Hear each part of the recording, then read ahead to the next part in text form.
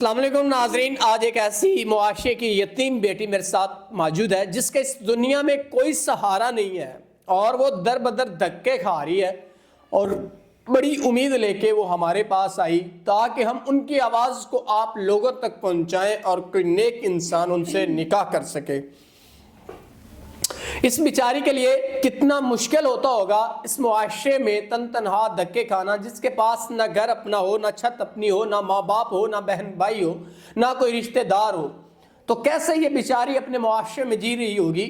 اس کو کسی نے بتایا، یہ ہمارے پاس آئیں، ہم نے ان کو کہا کہ ہم آپ کی آواز پہنچاتے ہیں اور کوئی نیک انسان آپ کو اپنی عزت بھی بنائے گا اور آپ کی تمام تر ضروریات کو بھی پورا کرے گا۔ تو آئیے اس بہن کی طرف چلتے ہیں اور ان سے جانتے ہیں ان کے حالات زندگی۔ السلام علیکم۔ وعلیکم السلام۔ اچھا بہن، مجھے بتائیں یہ زندگی کے جو مسئلے مسائل ہیں آپ کو کس حد تک پریشان کر چکے ہیں، بتائیے گا ہمارے ناظرین کو۔ میں آپ کو بتا نہیں سکتی کہ میں کس قدر پریشان ہوں اس حالات اپنے سے۔ اکیلی عورت کا اس معاشرے میں رہنا بہت بہت مشکل ہے۔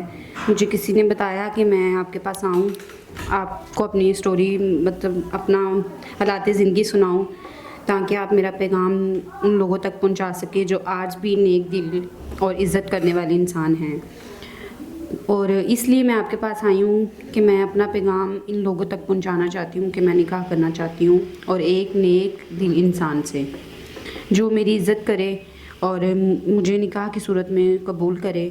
اس کے علاوہ میں کچھ بھی نہیں چاہتی۔ ناظرین، ایسے لوگوں کو سپورٹ کرنا چاہیے، ایسے لوگوں کا سہارا بننا چاہیے جن کے پاس کوئی سہارا نہ ہو، کوئی وسائل نہ ہو۔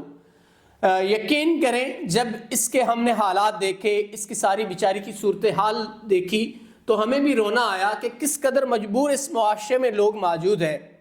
ہم ہزاروں پیسے یوں ہی اڑا دیتے ہیں اپنی فضول خرچیوں میں، عیاشیوں میں، لیکن ہمیں ایسے لوگوں کو ضرور سہارا بننا چاہیے، اور نکاح ایک سنت طریقہ ہے، ہمیں نکاح کرنا چاہیے ایسی معاشرے کی بیٹیوں سے جن کے پاس کوئی چیز نہ ہو، چھت نہ ہو، گھر نہ ہو، رشتہ دار نہ ہو، ماں باپ نہ ہو، بہن بھائی نہ ہو، تو ہمیں ان کا سہارا بننا چاہیے۔